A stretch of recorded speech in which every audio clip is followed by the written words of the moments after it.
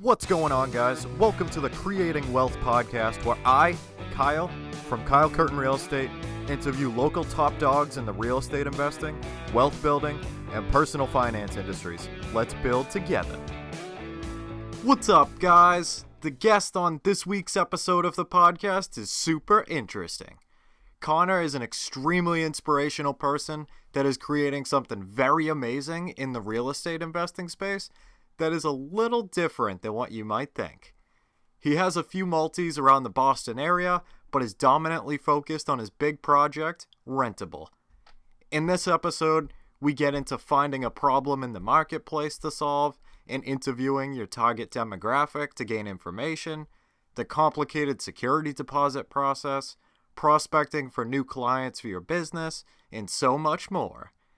There is a ton of next level information in this episode, and I hope you enjoy. Let's jump right into the episode. What's up, guys? Welcome to episode 37 of the Creating Wealth Podcast. Today, I have the great pleasure of chatting with Conor Brennan, a Boston-based investor creating something a little different. I'm very excited to have him on. What's going on, Conor? What is new? What's up, Kyle? It's great to talk with you. I really appreciate you having me on. I've been watching your episodes and stuff. You have some great guests, so it's definitely an honor. Thank you very much. I'm very excited to kind of, get into your story and that, thing that's a little bit different. Like I said, Yeah. It's a really cool thing that you're doing.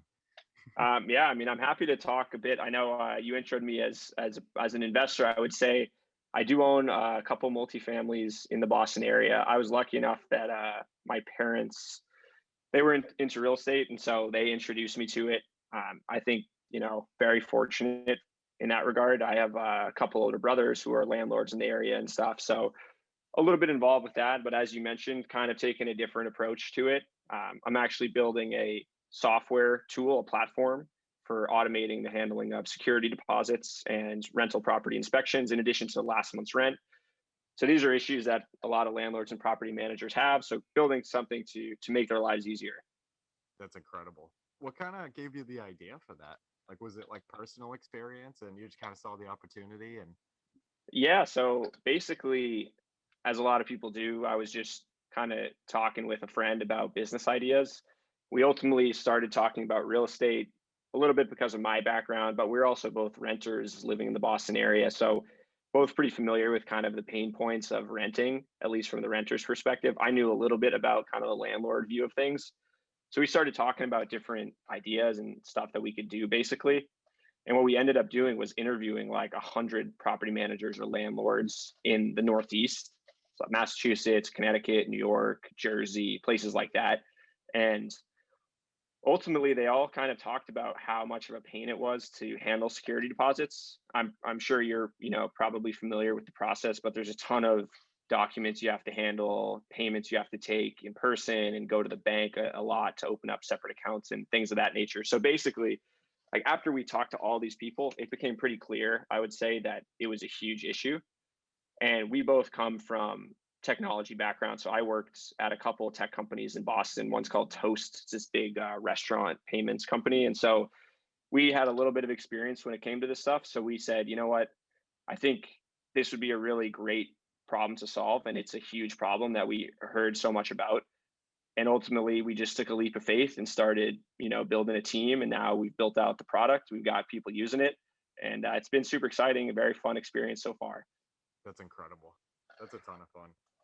I find it really interesting too, how like you guys kind of got the idea and then like you interviewed a bunch of like, a target demographic, to really see if, that idea resonated with them and everything. And Yeah, exactly. I think a lot of the stuff that we read about startups and just starting companies in general, not necessarily just tech companies, a lot of people make the mistake of just starting it thinking people are going to like it just because they have this great idea. So we said, you know what, we have to talk, like you said, to the target audience. So try to find people who had 50 or 100 or 500. We got lucky and talked to a few people with 1,000 plus units. And that gave us a really kind of wide breadth of people to talk to. And they all said the same thing.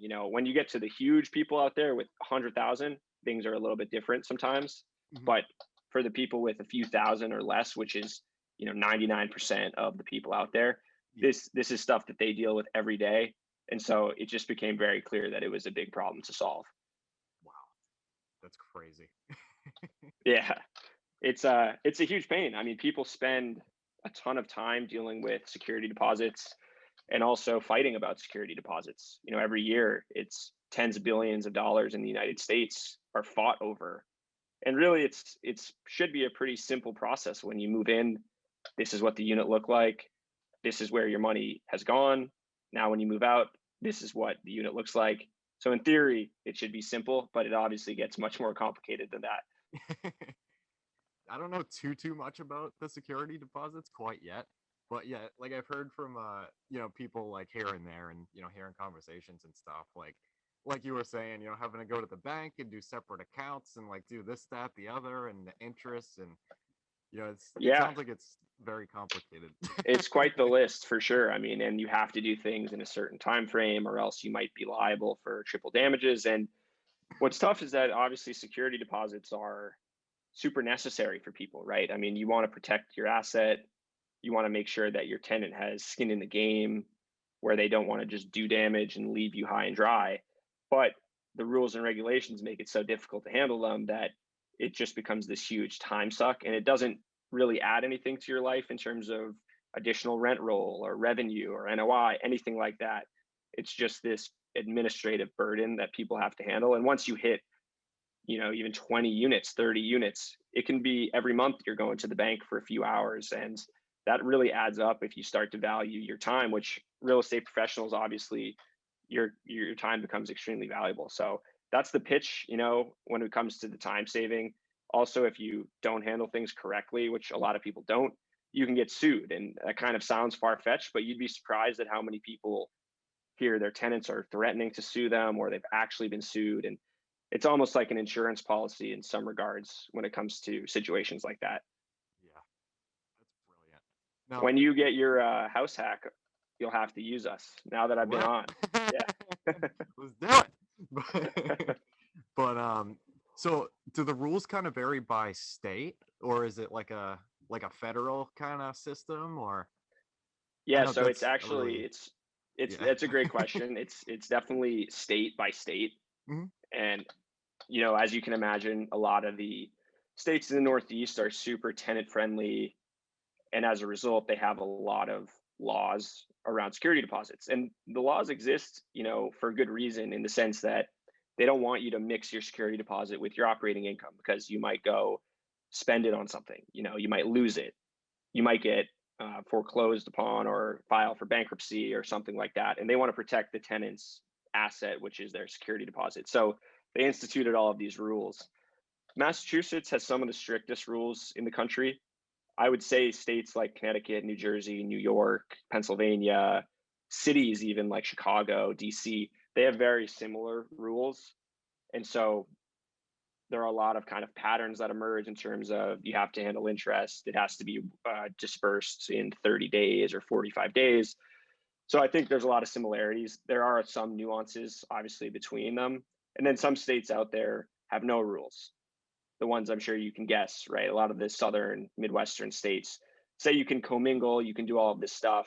But if you read the news and if you follow, the processes there, a lot of people actually end up doing bad things, right? With the deposits, they'll embezzle it, they'll lose it. And so, we're kind of seeing a trend, I think, even with COVID, where people are becoming more aware of their rights, Mhm. and people are kind of figuring this stuff out. So it'll be interesting to see if the country kind of goes more one direction or another. But it does seem like things are becoming more strict to protect people, Yeah. especially as money's tight. You don't want, someone losing their security deposit because their landlord mishandled it, for example. Yeah. That's So really interesting.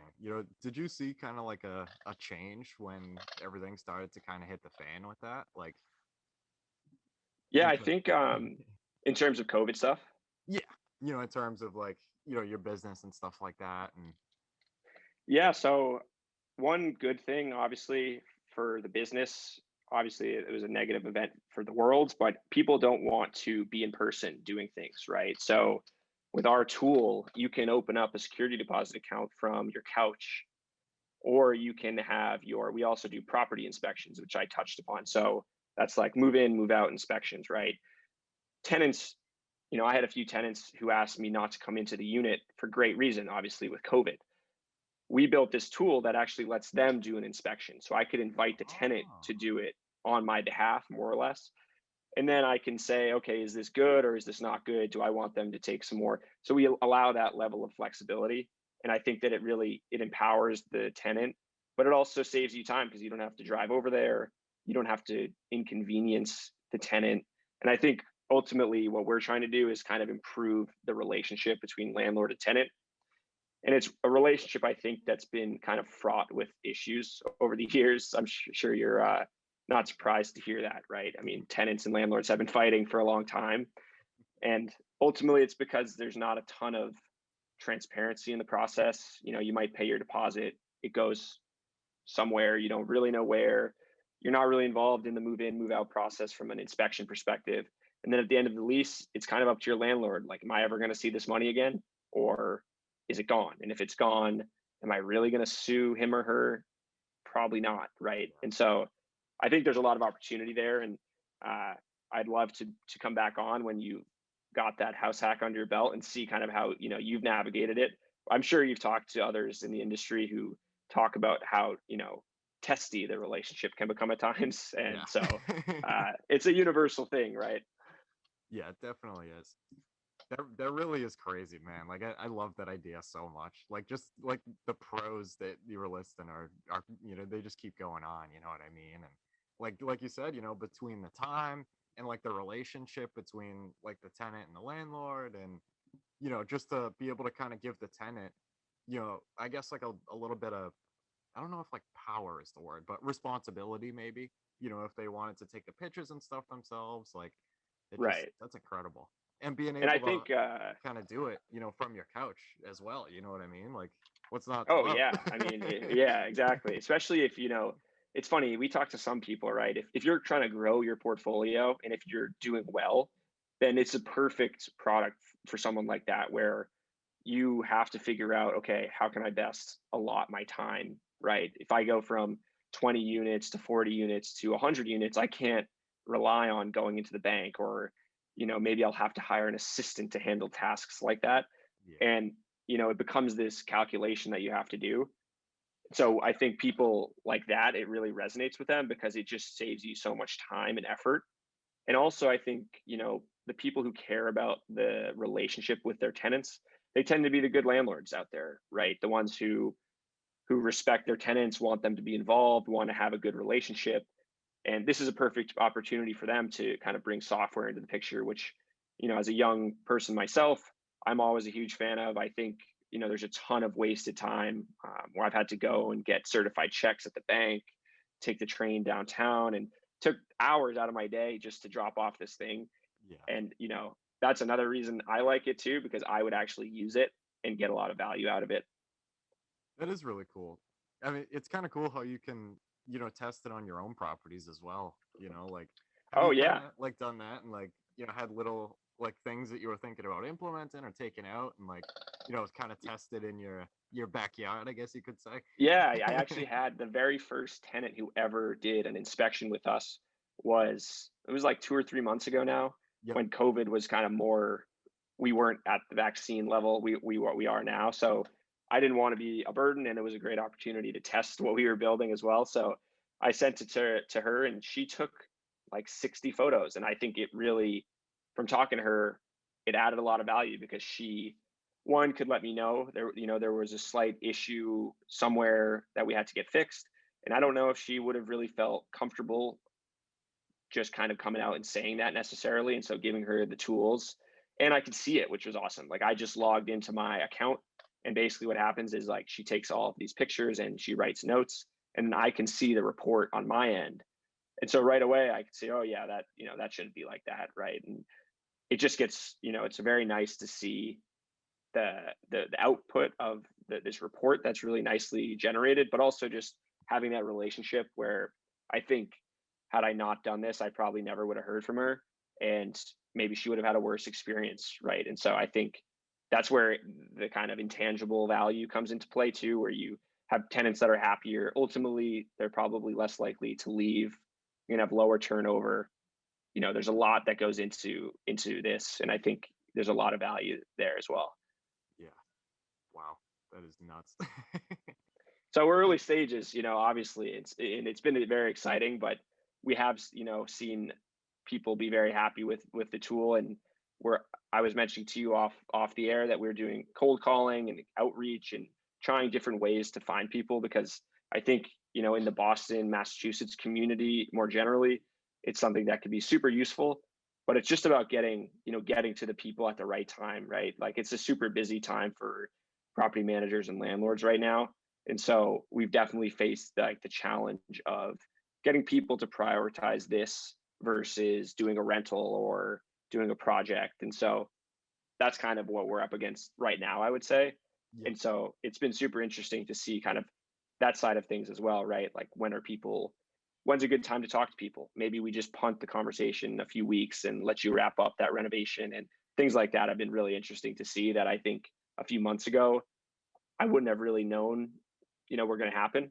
Kind of thought, I might be able to reach out, you talk, yada, yada. But it takes a lot of effort, as you were saying as well. You were doing cold calling and mailers, and, it's not easy to get your name out there and kind of accomplish what you want to accomplish. You're right. That's definitely a really good point about like the best time to reach people, because I mean, like the majority of the time, like the reality is, people either aren't going to be around or busy or not want to talk to you. But like finding that actual like sweet spot, it is pretty difficult. Whether it's like a couple hours in the day, like the likelihood is a lot higher to get an actual response instead of a voicemail or something, or, Right. same thing with like sending out direct mail. Um, trying like different things with that, like different color envelopes and Yeah. like That's just trying actually to that's figure that's out that's a really good idea. I would not have thought about that. I'm sure like certain days are better to send exactly, out things and like that. it's really interesting because it's hard to get the data for it, because like it's hard to like I haven't even really found a good way to track the metrics for mailers, like you send a bunch out, great, like there's 50 in the mail, but like 6 months from now, one or two could be like, oh, this is maybe something, but Yeah, that's tough actually. I think the advantage for us is we're doing all emails and things like that, and we can have a better sense of how many got opens, right? How many clicked on the content, and then we call them, and we have a little bit better of a sense. I think with mail, I mean, that's tough because unless you're meticulously keeping track of how many sends you do and who opens which ones, I don't know how you'd keep track of that. Do you have a system right now, or are you just kind of going with just trying different things out? Honestly, I mean, I recently made like a spreadsheet kind of thing. Like for Hmm. cold calls, I have like I'll track like how many dials I did, how many contacts, like people I actually spoke with and answered the phone, and then how many leads. Um, and I just kind of like track those three, and then with the mail, it's like, oh, I sent out 25 today, and that's it. Yeah. You know what I mean? Like, definitely Yeah, still because ended it up. could be so delayed, like you said. It could be in 6 months that one you sent 6 months ago decided, yeah, I'm ready to sell. So Exactly. seems like a numbers game. Just throw it out there. You mean, I guess it's minimal cost, right? You're sending out one pagers, envelopes, and stamps. Pretty much, yeah. Yeah. Bigger picture, it's a smaller cost, but yeah. How are you finding people? Are you just finding addresses that you'd be interested in and just Yeah, so I send actually them? used a list from a site called PropStream. Okay. It's like a data, it's like a kind of an MLS on steroids, I guess you could say. Like there's a lot of different like public records and data and like there's heat maps and stuff for appreciation and growth, and I would actually Oh, okay. recommend it maybe. I don't know if you kind of heard of it before, but Yeah, it's that's what pretty I'm interesting. over here looking it up. I gotta write it down. Yeah, I think they have like a 7-day free trial or something like that. So Yeah, it seems pretty legit. So you have a big list of potential leads from them, and then you just yeah, they skip trace them too. So oh wow. yeah, like the filters are pretty crazy. Like, they have like equity percentage, absentee owned, like basically everything under the sun to try and get that list like as tight as possible. And Right. then, you just buy the list and it's all skip traced and, get the emails, the numbers, and it's pretty interesting. Yeah. Do you have certain things that you look at in terms of who you're trying to target, or is that kind of at the list level? Like you want this type of house, these Um, statistics. yeah, it's more of like just the type. Like obviously, for me it was like multifamily, absentee owned. I mean, it's always like, kind of switching the lists around to try and like get people who are more motivated on one list to try and convert higher. And yeah. Right. I think it is really cool kind of what you're doing with the email though. I've never really like experimented with something like that before. Like, is that a lot easier, I guess, to track, to see like open rates, and it sounds really interesting. Yeah, it's definitely a lot easier. I think we use HubSpot. Yeah. They're a Boston-based company. So they provide a ton of tools for doing this stuff. So basically, you can import a list of contacts. So if you had a list of basically what you're talking about, leads more or less, you could import it into their system. And then once you do that, you can start sending emails either manually or like you could Oh, set up automations to send to these people every other day, right? And set up kind of like a sequence of emails. And then you can see in nice dashboards and stuff what the open rate was, what the click rate was, when did they open it. You can see like exactly when the person clicked and things like that. And so it's super valuable information, obviously. And also, from our end and for someone like yourself, if you saw, oh, this person opened my email and clicked my piece of content 20 minutes ago, maybe I should give them a call, right? And I think stuff like that's super valuable. And I think we are trying to experiment with the best times to email, the best times to follow up, how many times do you follow up without driving the person up the wall type of thing. You know what I mean? yeah. So maybe it's never, maybe you just keep going. Um, That's so it's super valuable information, I would say. And it's a great tool. I think they even have a free tier, that you could play around with. Yeah. It's really funny you say that. You totally just blew my mind. Because like I've been using HubSpot for my CRM, like just for like random people. And Yeah. it's the free one. And like I haven't exploited that much apparently. Like I just use like the free contacts. I'm like, all right, we're good. But oh my Yeah. god, they get like stuff like that. Oh my god, like you gotta Oh, do they some do. I homework. mean, they do everything. Yeah. You could watch video after video and Yeah, man, they just do so much stuff. So I would never call myself an expert. I'm learning stuff every day as well. So you're not alone. that's unbelievable. What? I'm so So excited. I'm definitely gonna start doing some research after this. yeah, you got to experiment the emails versus mailers, and then you'll be right there with me figuring out when do I call these people? Yeah. Do I ever stop? I mean, even like for something like a newsletter or something too. Oh yeah, Maybe like no, different it'd be great. articles and stuff. Like, yeah, Yeah, I that's think wicked. people definitely do, and a lot of other kind of software out there integrates nicely with HubSpot too. Where if you had something else you use to send like a newsletter type thing, you could probably integrate it with HubSpot and kind of see all the data in one place, which is really nice as well. That's incredible. Oh my god. Yeah, you got to look into it. Yeah, totally. So, what's kind of your drive and your vision for the long term? Like super bigger picture. Yeah, I think that's a good question. I think when it comes to the real estate stuff, like I try to stay involved with my brothers. Like I mentioned, they do deals, and sometimes I'm able to, pitch in more or less, kind of like not really an investor. We go in, just as brothers basically, and that's really cool. Like I really like doing that, and I think I'll continue to do that, but in a more of a passive way where I'm not actively finding deals necessarily or helping them out with renovations or anything like that. But playing somewhat of a role, taking some role there is nice, and it's great to learn and kind of build up that skill set while maintaining this other stuff that I'm doing. But for Rentable, which I don't think we even mentioned was the name, Oh that's the yeah. company. Uh, Whoops. yeah, so Rentable stuff. I think we are trying to build a platform for the landlord tenant relationship, as I've mentioned, and try to kind of overhaul the whole process for moving in and moving out of apartments or homes more generally. And I think in terms of a vision, that's a pretty lofty one because it's an industry that's been the same way for quite some time. And there's a lot of different companies out there trying to change pieces of it.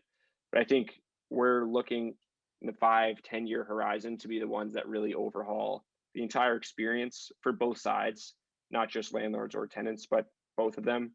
Mhm. We're starting with the security deposit and these inspections as kind of the wedge to get in the door, because it's such a huge issue handling these payments and doing these things. But there's a list of other pain points out there that a bunch of landlords and property managers have reiterated to us over and over again. You could get into screening tenants, you could get into doing maintenance, you could get into doing a whole bunch of things, kind of alternative payments, things like that. And so I think that that really is the vision. And, we're really trying to build a really unique platform, one that will help people, not just in Boston, not just in Massachusetts, but across the country. And I think that that would be an amazing experience for us. And I think we could build something really cool. And I mean, it's been a fun ride along the way. So I think it's been very fulfilling personally as well. Just getting different experience, building teams, cold calling. You kind of do everything, every day you do a little bit of new stuff. And it's just been a really great experience. And I think we're really just at the start of it. And over the next, year, 2-3 years, I think we're really, poised to explode in the area, hopefully. I love that.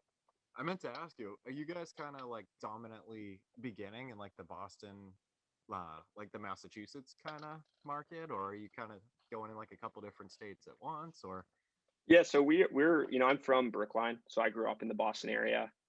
My co-founder, he grew up in Connecticut. He lives in Boston now, and we both have lived here for several years. And I think it's just a natural fit that we start here. So really the focus is on, I would say, Massachusetts. A lot of the people that we talk to are Boston focused. That's where I know people, and that's where we're based and everything like that.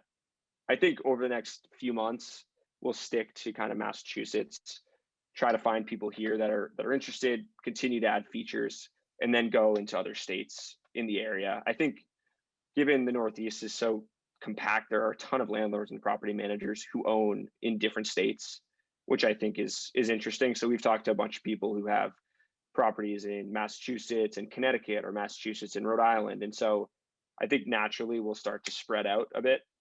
Yeah, And that's kind of what, we're hoping to do over the next probably 6 months or so. that's awesome. So we'll see. We're out here. We have a few dozen property managers and landlords in the Boston area utilizing the service. I would say in Massachusetts more generally. We'd love to keep growing that number and kind of making sure everything is good on our ends and adding features that people want. And then eventually, we're hoping it just becomes a no-brainer for anyone in these areas. You go to Rentable for your move in, move out process. Because right now, people are all over the map, right? People do things manually. Some people might use an iPhone to do an inspection. Some people use a checklist. It's kind of crazy, honestly, the things that we've heard some people do. So really standardizing that and becoming this name brand company for this process is kind of the goal. And starting in Boston, it's a huge market. It's a huge problem here specifically. And so I think that that's kind of been a natural starting point. And we're fortunate that, we live here for that reason. 100%. So what do you consider to be kind of the biggest variable to like expand in your clientele? Like, is it more, just like the constant like marketing and prospecting, or like the relationship networking kind of aspects? Yeah, I think that that's a great question. So as you mentioned, at a high level, some of the variables that are difficult are the fact that the laws are different by state, Hmm. but they're fairly similar. So I think that we can actually tackle those pretty well. And we're already able to operate in several states. So I would say before I started this whole thing, that was what I viewed as the biggest scary part, because okay, to get into this state, I have to know to do this thing. But in reality, once you start with Massachusetts, which is the strictest state, it can be quite easy actually to go into other places. I would say right now, some of the issues that we're having, or I wouldn't say issues, but things that are tough, is really just prospecting, getting people at the right time, like we were talking about, because it's the summer months. People are renting, people are doing their projects, people are going on vacation, so it's not the best time, I would say, to be pitching people on this cost time saving software. Hmm. I think that that's been probably the thing that's been the hardest challenge so far. But we're still having success. We're still having people signing up and we're having conversations, which I think speaks to how bad of an issue it is. Yeah. Because, if you're going on vacation or doing a project, you wouldn't be talking to us if it wasn't an issue for you. And I think we're really going to hit our stride even more come the fall months when people are kind of settled in and their rentals are all rented. September 1st obviously is a huge day here. After that day, I think we'll have even more success getting people to kind of invest in their future and onboarding into this software that's going to save them a bunch of time next year, right? So I think that's been super interesting, and just learning about when do I call this person? When do I call this person? Is this too many emails? Should I leave a voicemail? All of this stuff is really, it's hard to know. It's honestly feels like more of an art than a science. So I agree. that can be frustrating. I'm sure, yeah, you've Yeah. experienced it, but it can be really rewarding too when you get that call where the person's like, "Hey, yeah, I'd love to learn more, or I'm willing to talk more." That's awesome, right? And it's kind of have to be a little bit competitive with yourself and with other people to really want to go out there and take 20 no's just for that one yes, right? Yep. All it takes is one yes. Yeah, exactly. So Makes it all worth it. yeah, right. I Yeah. definitely agree. So I think that's kind of some of the challenges. It's been really, really fun just doing it and being a part of the Boston's a huge technology scene for startups and companies like that. So taking part in the community has been great. I think people are really super friendly and very helpful, even in the real estate community as well. Everyone's been very helpful. Only a handful of people out of hundreds have been negative really in any way. And Yeah. I think that that's just speaks to the type of people and the community that exists there too, which I'm sure you've seen in your day to day. Yeah, I totally agree. It I apologize. It definitely was like a really big eye opener, first stepping into the real estate investment space. And like how many people are like actually like there to help each other out and, be super genuine, and like even in the same markets, like you hear it all the time. Like there's enough of the pie for everybody, you know what I mean? Like everybody's Right. eating, like it's not like we're all in this little space, fighting whatever. But Exactly. yeah, I couldn't agree more. For the most part, like 99% of the time, like people are extremely nice. And because I mean real estate really is a team sport, like you're gonna have the property managers, and like everybody has to work together to some degree, to Right. succeed. Well, I feel like people who aren't involved in the real estate scene could view it as you are competing with your neighbor, right? But in reality, like you said, there's so much to go around, and really, people don't have infinite money. They can't just go out and buy up everything. So you're more inclined to help out your buddy, and then maybe he'll help you out after he buys his place, and it kind of snowballs like that. And that, I think as an outsider initially is what I kind of thought, Yeah. but now I've totally 180'd. I've been big on Biggerpockets messaging people. Yep. I'm sure you use, yeah, I think I've seen you on there, and everyone's been super friendly with me too. Just, I'll DM people and they're more than happy to talk. And I think it's pretty cool. It's pretty cool to see and be a part of. So definitely very thankful for that. It would be tough to be doing what we're doing if people were, less inclined to help, I would say. Yeah. I just want to touch on that real quick. The DMing people on Biggerpockets and LinkedIn and Instagram and stuff. Literally, there is so much power behind sending somebody a DM, and like usually what I'll do is, like, hey, I'm Kyle, whatever. Like I'd love to kind of hear your real estate investing story and connect, and Right. leave it at that. And literally, like the relationships that you make from like just sending somebody a genuine DM are crazy. Like you Yeah. I literally mean, that's never how, know. we got connected. Yeah, exactly. Yeah. And Biggerpockets especially, for the real estate investors out there. Um, Yeah. No, I had never heard of Biggerpockets specifically until we started doing this with Rentable, and we started to use it as a way just to learn. We weren't trying to pitch people or anything like that. We were just trying to talk, and people were super receptive. I think everyone recognizes that you start at zero, right? Nobody starts with I mean, some people start with 1,000 units, right? If you're lucky, but most people start from nothing, and you have Yep. to just build it up. And so people are very willing to help. And it's interesting you mentioned Instagram. Has that been a means to success for you, or did that work? It definitely has in terms of like networking. Literally, like, especially, like the suggested users, like, friends of friends kind of thing. And, Yeah, like just the relationships, from people like at the bottom of the state and, in New Hampshire, like they just kind of show up and, you click follow and all of a sudden, like, two other investors show up and you're like, I have to right. know all these people, and like everybody, it, whoops, everybody has like a different story, like even Oh if you're yeah, in the same, like, like two property managers aren't going to be the same, or like two buy and hold investors, like they come from different places. And yeah, it's just, oh, I apologize, guys. It's the allergies. Still fighting, but yeah, I mean, like everybody has, uh, the different stories and everything. And, it's really valuable just to kind of shoot the breeze with investors and, loan officers and property managers and just kind of hear their beginnings. Because like you said, like 99.9% of people start with nothing and you have to build it. So like just to kind of hear like the humble beginnings is really right. valuable a lot of the time, and Yeah, and I mean, as you start, like, it's tough to start from nothing and think that you're alone, right? And so by talking to all of these people, you end up talking to the guy with 500 units who 50 years ago had nothing, right? And it's just inspiring, and I think that it is a path forward. And if people weren't so willing to talk and share, I think that it would be nearly impossible to start from nothing, right? And yeah, go, because you need to have the trailblazers who did it before, and they give back to the community by helping out. And so it's interesting that Instagram works. I mean, I think at this point all of the social media platforms are kind of blending into one.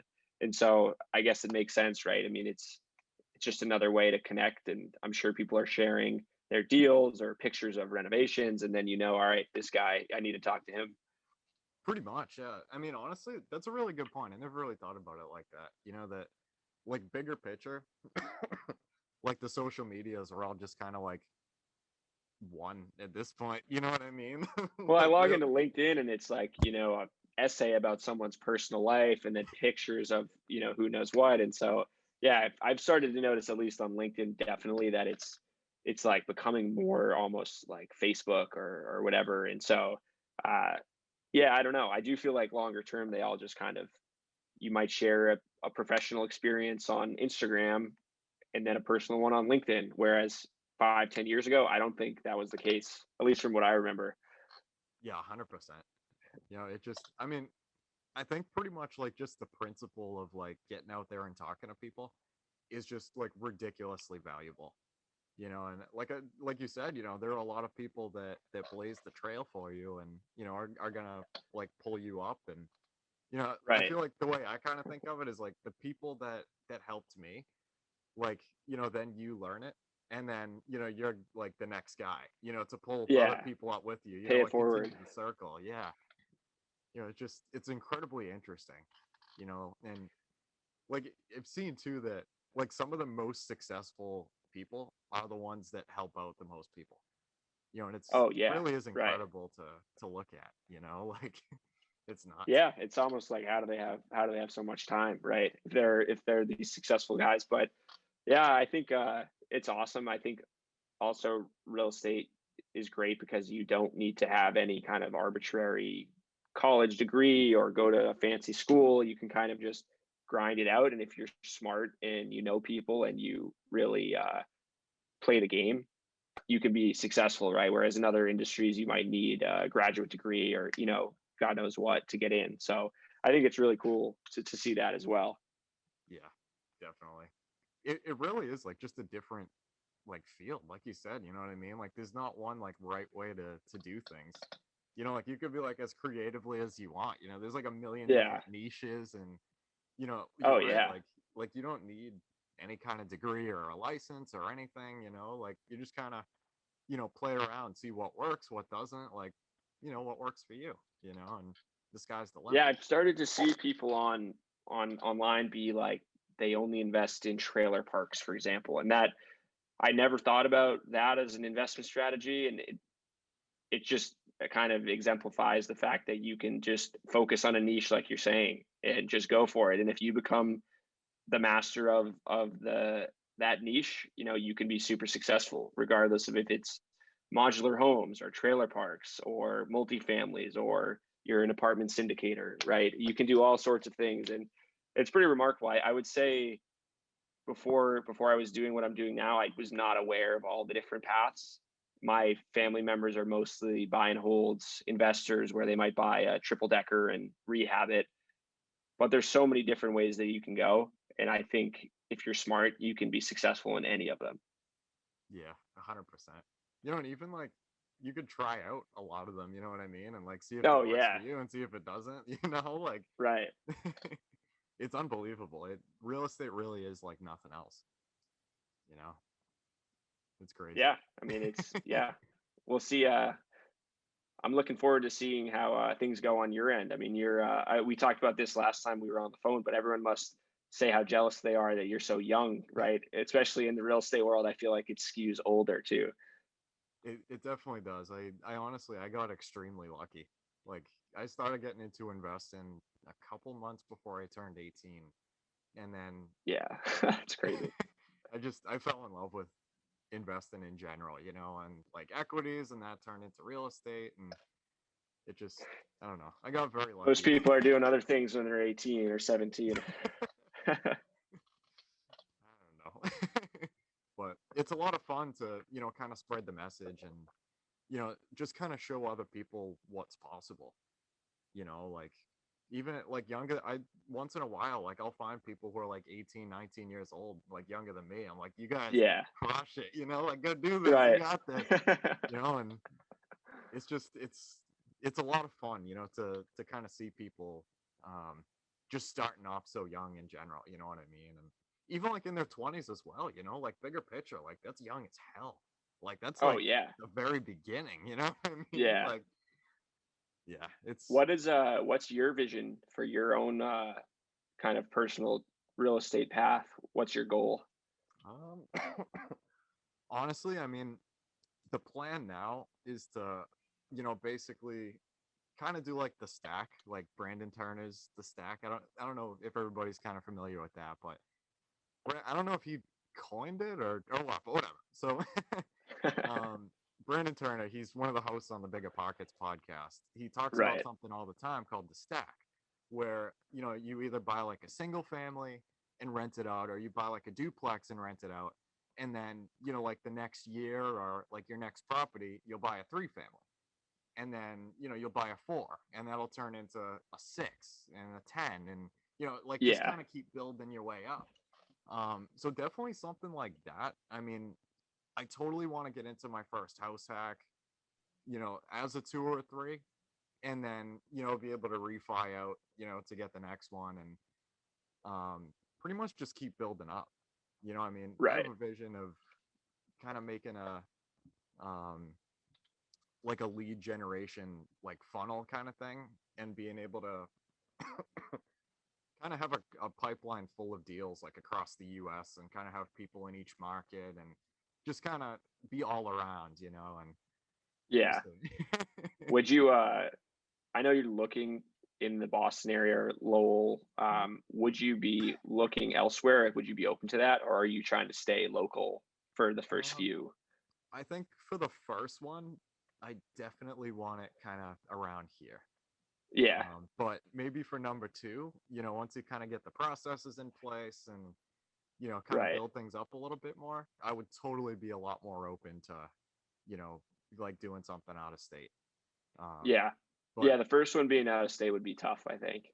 yeah, I mean, like what we were talking about earlier, to kind of go back to that, like, I'd totally seek out as many like out of state investors or investors with out of state properties as possible, and just kind of, make those connections and stuff, and be like, hey, how do I do this? Yeah. Or like I was thinking about this market, this market, and this market, for these three reasons, like this data. What do you think about that? And Yeah. just kind of, find those people that have blazed the trail already and kind Yeah. of go No, I from mean, there. that's definitely that's a good strategy. I mean, I think there's got to be some metrics out there that really make it clear which areas are better than others. I think it would be great to talk to them as well about the logistics, because I'm sure there are some horror stories out there, finding a property manager out of state. How do you know they're doing their job, things like that. Oh So I think it'd be really interesting. The more I read about people on Biggerpockets and other places like that, seems like it's pretty common. And so I'm sure, there are a ton of people out there who'd love to talk with you about it. Um, it's funny, growing up, my whole family was all about investing where, right? Like they're big into, you need to know the neighborhoods. That's how you find the deals. And I think that that's definitely true. It's just a different strategy. And so, it's interesting to see that some people just look at kind of high level metrics, demographic data, who's moving where. Let's try to take advantage of that. Just a totally different strategy that I didn't know anything about. So that's been really interesting too, to read about and see people do. 100%. Yeah.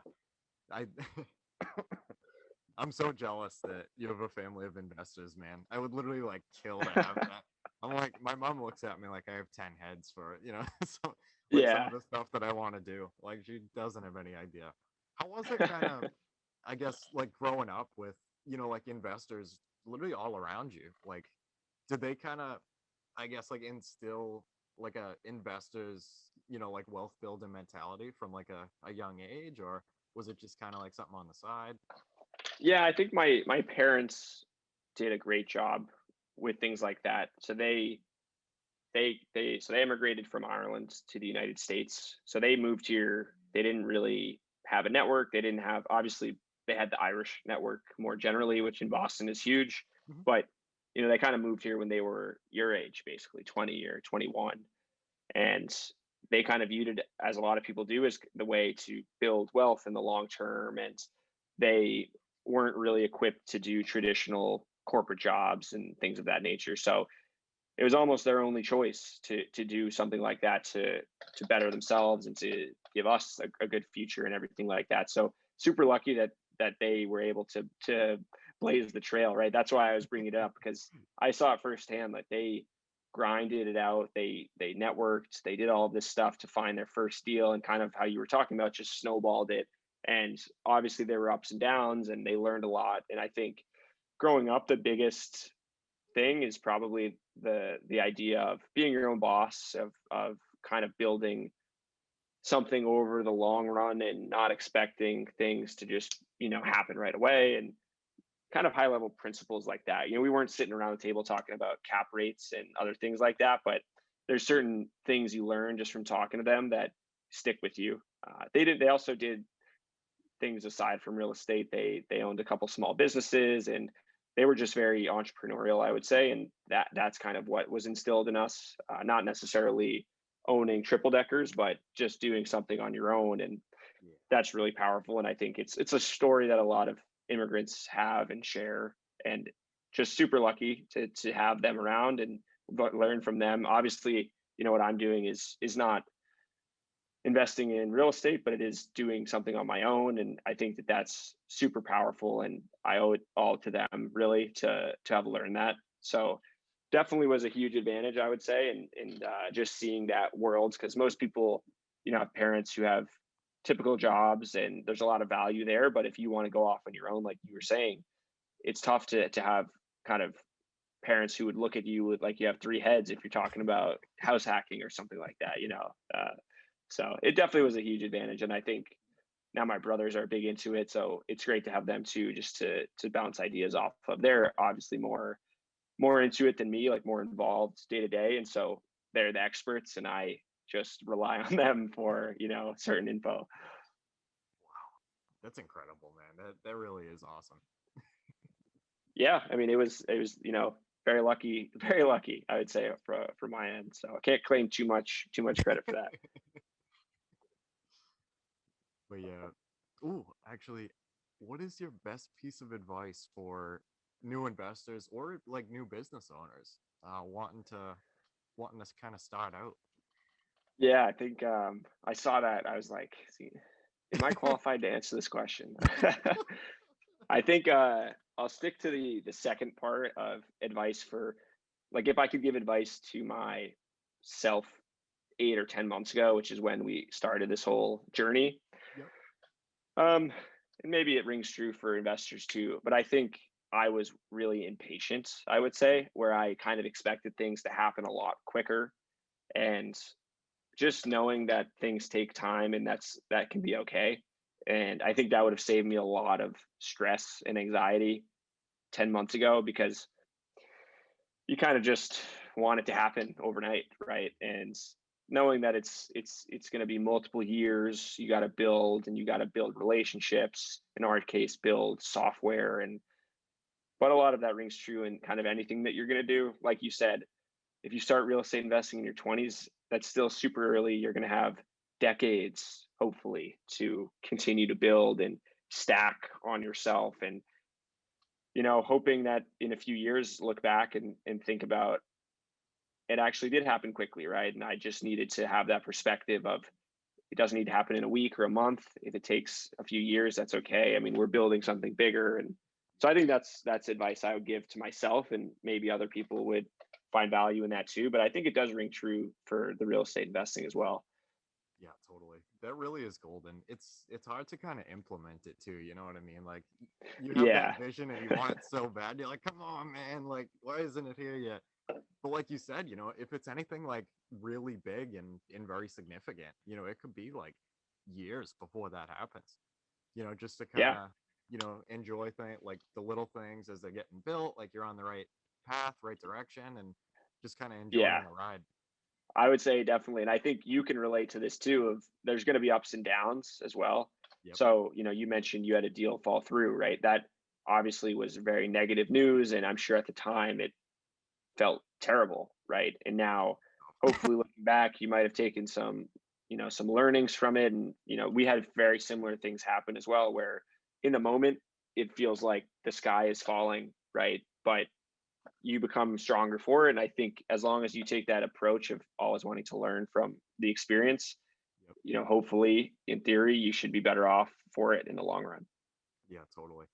I mean, if nothing else, just to take like any kind of lessons at all from those failures, and just to kind of keep moving forward. And Yeah, I mean, it's tough because you feel like packing it in and giving it up. And I think that's where having a good support system too, of friends and colleagues and things like that, is invaluable. So definitely, I could talk to you for hours, Connor. Thank you very much for coming on here, man. I I can't wait to see where you are, man, and where the business is. I'm extremely excited for that. I absolutely love that idea, and I hope it's across the U.S. You know what I mean? I'm so excited.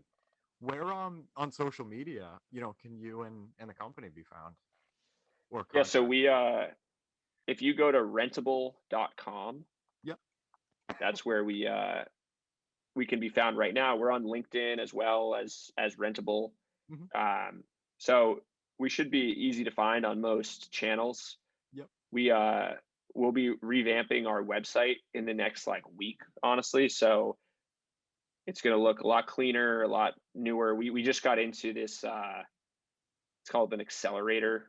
Basically, it's where startups go to get a lot of resources from, like mentorship and office space and other things like that. So we're super excited. So things are looking up on our end, and I hope I can come back on here in 6 months or a year and talk about the progress that we've made. And I think that would be awesome. So I really appreciate that you had me on. I think it was a lot of fun. I've learned a lot, and yeah, it's been great. Thank you very much, Connor. It really does sound great. But yeah, thank you so much. We'll definitely talk soon, man. All right, guys, that concludes our Creating Wealth podcast episode for today. I want to thank every single person that has listened this far. It really means a lot to know that people can learn from me and with me as we build wealth together. Hopefully, you can take home at least one thing from this podcast that will improve your life just a little bit. If you could, please check me out on social. That's at Kyle Curtin Real Estate on Instagram, Facebook, and I'm on Biggerpockets. Until next time, let's build together.